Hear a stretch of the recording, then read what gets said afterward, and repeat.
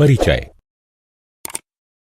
जब हम कमरे में चारों ओर नजर घुमाते हैं तो हम अधिकांश वस्तुओं को परावर्तित प्रकाश के अभिसारित यानी समानांतर प्रकाश किरणों को निकट लाना अथवा अपसरित यानी समानांतर प्रकाश किरणों को बिखेर देना इस क्रम में देखते हैं। अभिसरण और अपसरण की यह परिघटना गोलीय दर्पणों द्वारा होती है। वक्राकार पृष्ठ वाले दर्पण गोलीय दर्पण कहलाते हैं।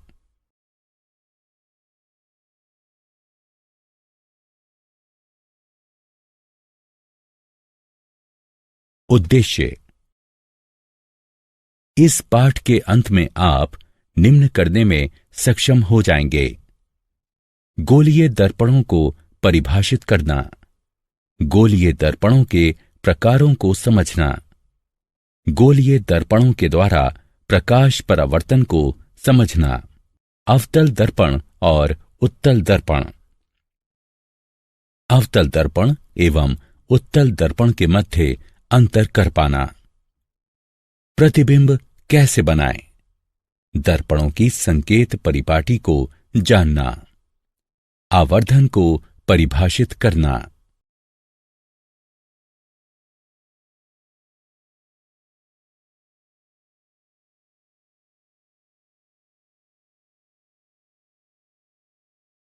वक्रित पृष्ठों का परिचय। गोलीय दर्पण वह दर्पण होता है जिसका परावर्तक पृष्ठ कांच के किसी खोखले गोले का भाग होता है। गोलीय दर्पण दो प्रकार के होते हैं, अवतल दर्पण तथा उत्तल दर्पण। अवतल दर्पण ऐसा गोलीय दर्पण जिसमें पृष्ठ के झुकाव पर परावर्तन होता है, अवतल दर्पण कहलाता है। उत्तल दर्पण एक ऐसा गोलीय दर्पण जिसमें पृष्ठ के उभार पर परावर्तन होता है, उत्तल दर्पण कहलाता है। गोलीय दर्पणों को समझने के लिए आवश्यक बातें। वक्रता केंद्र, यह कांच के उस खोखले गोले का केंद्र होता है जिसका भाग दर्पण होता है। ध्रुव, गोलीय दर्पण का केंद्र ध्रुव कहलाता है। मुख अक्ष, वक्रता बिंदु तथा ध्रुव से होकर गुजरने वाली सीधी रेखा को मुख्य अक्ष कहते हैं। दर्पण का द्वारक, दर्पण का वो भाग जहां परावर्तन होता है, दर्पण का द्वारक कहलाता है। मुख्य फोकस, मुख्य अक्ष का वो बिंदु जिस पर परावर्तित होने के बाद सभी प्रकाश किरणें समानांतर तथा अभिसरित हो जाती हैं, मुख्य फोकस कहलाता है। फोकस दूरी, यह ध्रुव और मुख्य फोकस के मध्य की दूरी होती है। अवतल दर्पणों के द्वारा प्रतिबिंब प्राप्त करने के नियम। वक्रता, त्रिज्या और फोकल दूरी के मध्य का संबंध F बराबर R/2 होता है। नियम 1, वह प्रकाश किरण जो मुख्य अक्ष के समानांतर है, इसके फोकस से होकर गुजरती है और दर्पण से परावर्तित होकर। नियम 2, वक्रता केंद्र से होकर गुजरने वाली प्रकाश किरण वैसे ही पथ पर वापस परावर्तित होती है। नियम 3, फोकस से होकर गुजरने वाली प्रकाश किरण परावर्तन के बाद अक्ष के समानांतर हो जाती है। नियम 4, ध्रुव पर आपतित हुई प्रकाश किरण मुख्य अक्ष के साथ वैसा ही कोण बनाते हुए वापस परावर्तित हो जाती है।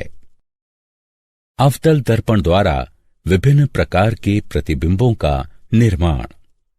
जब बिंब ध्रुव P तथा फोकस यानी F के मध्य रखा गया हो, तब प्रतिबिंब बनता है दर्पण के पीछे, आभासी और सीधा, बिंब की अपेक्षा बड़ा यानी आवर्धित। जब बिंब फोकस यानी F पर रखा गया हो, तब प्रतिबिंब बनता है अनंतता पर, वास्तविक और उल्टा, अत्यधिक विवर्धित। अवतल दर्पण द्वारा विभिन्न प्रकार के प्रतिबिंबों का निर्माण। जब बिंब फोकस और वक्रता केंद्र के मध्य रखा गया हो तब प्रतिबिंब बनता है वक्रता केंद्र से परे। वास्तविक और उल्टा, बिंब की अपेक्षा बड़ा। जब बिंब वक्रता केंद्र यानी सी पर रखा गया हो तब प्रतिबिंब बनता है वक्रता केंद्र यानी सी पर। वास्तविक और उल्टा, उसी आकार का। जब बिंब अनंतता पर हो तब प्रतिबिंब बनता है फोकस पर। वास्तविक और उल्टा, बिंब की अपेक्षा छोटा। अवतल दर्पण के उपयोग। अवतल दर्पण का उपयोग किया जाता है टॉर्चों, वाहनों, हेडलाइटों और सर्च लाइटों में परावर्तक के तौर पर। चेहरे का बड़ा प्रतिबिंब देखने के लिए शेविंग दर्पण में। दंत चिकित्सकों द्वारा रोगी के दांतों का बड़ा प्रतिबिंब देखने के लिए। उत्तल दर्पणों द्वारा बनाए गए प्रतिबिंब प्राप्त करने के नियम। नियम 1। किसी उत्तल दर्पण के मुख्य अक्ष की समांतर किरण दर्पण की ओर से आती हुई प्रतीत होती है। नियम 2। उत्तल दर्पण के वक्रता केंद्र की ओर जा रही किरण उसी पथ के द्वारा परावर्तित होती है। नियम 3। उत्तल दर्पण के फोकस की ओर जा रही किरण परावर्तन के बाद मुख्य अक्ष के समांतर हो जाती है। नियम 4। ध्रुव पर आपतित किरण मुख्य अक्ष के साथ उसी माप का कोण बनाते हुए वापस परावर्तित होती है। किसी प्रतिबिंब में निम्नलिखित विशेषताएं सदैव पाई जाती हैं। प्रतिबिंब दर्पण के पीछे बनता है। यह आभासी और सीधा होता है। यह बिंब की अपेक्षा छोटा होता है। अवतल दर्पण द्वारा विभिन्न प्रकार के प्रतिबिंबों का निर्माण।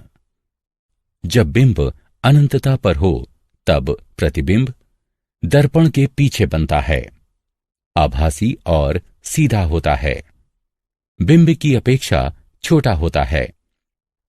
जब बिंब ध्रुव और अनंतता के मध्य किसी स्थान पर रखा गया हो तब प्रतिबिंब दर्पण के पीछे बनता है, आभासी और सीधा होता है, बिंब की अपेक्षा छोटा होता है। उत्तल दर्पण के उपयोग। उत्तल दर्पणों का प्रयोग वाहनों में पश्च दृश्य दर्पण के तौर पर पश्च भाग के यातायात को देखने के लिए किया जाता है। यह सदैव सीधा प्रतिबिंब निर्मित करता है। प्रतिबिंब का आकार छोटा होता है और इसीलिए हम पीछे चल रहे यातायात के विस्तृत क्षेत्र का दृश्य देख पाते हैं। दर्पण सूत्र और गणनाएं। प्रतिबिंब दूरी यानी v, बिंब दूरी यानी u और फोकल दूरी यानी f के मध्य का संबंध दर्पण सूत्र कहलाता है। 1/v जमा 1/u बराबर 1/f, जहां u दर्पण से बिंब की दूरी है, v दर्पण से प्रतिबिंब की दूरी है और f दर्पण की फोकल दूरी है। गोलीय दर्पणों के लिए संकेत परिपाटी। सभी दूरियां ध्रुव से मापी जाती हैं। आपतित प्रकाश की ही दिशा में मापी गई दूरियां धनात्मक मानी जाती हैं। आपतित प्रकाश की दिशा के विपरीत मापी गई दूरियां ऋणात्मक मानी जाती हैं।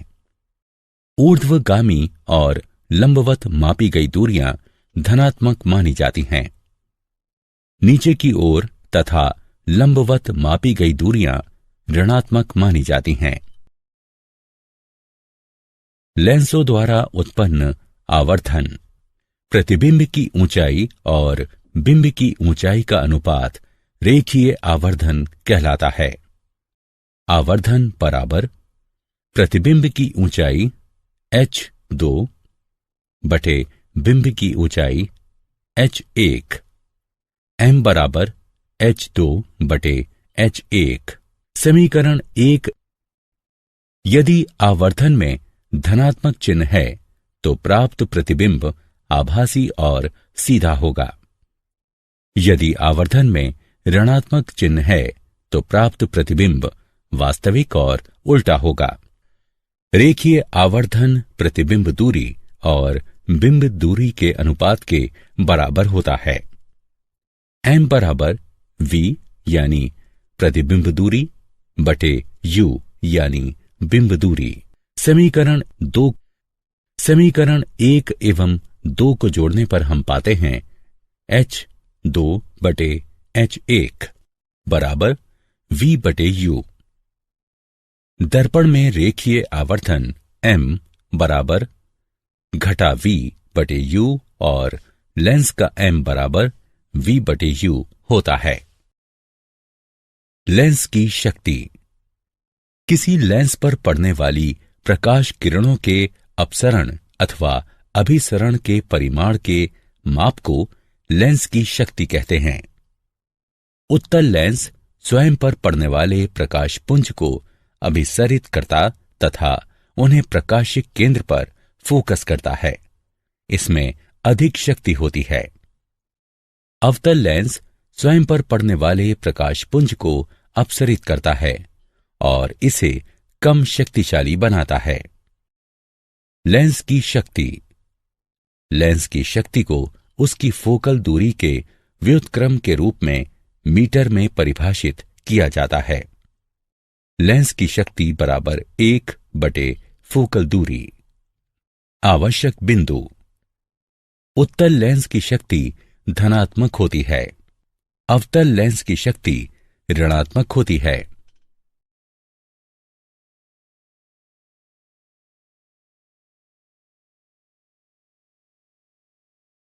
लेंसों के संयोजन की शक्ति। यदि कुछ लेंस निकट संपर्क में रखे जाते हैं तो लेंसों के संयोजन की शक्ति लेंसों की निजी शक्ति के बीजगणितीय योग के बराबर होती है। P बराबर P1 जमा P2।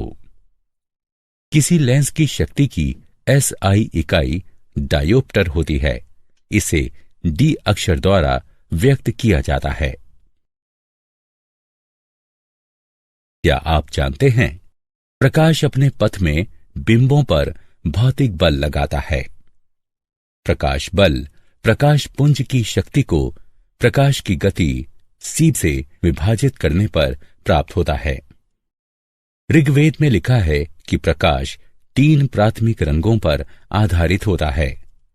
तीनों रंगों के मिश्रण से ही दृष्टि के सभी बिंब बनते हैं।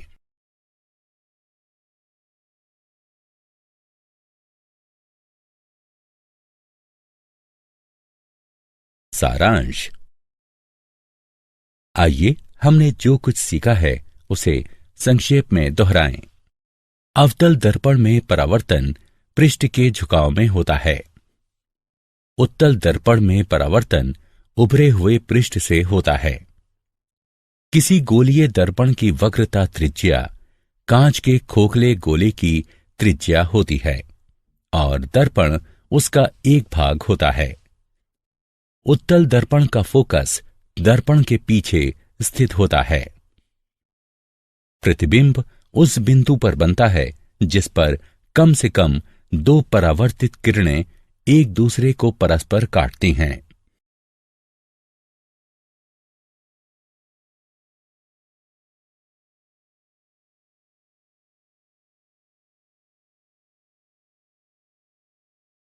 वास्तविक प्रतिबिंब सदैव उल्टा होता है और आभासी प्रतिबिंब सदैव सीधा होता है।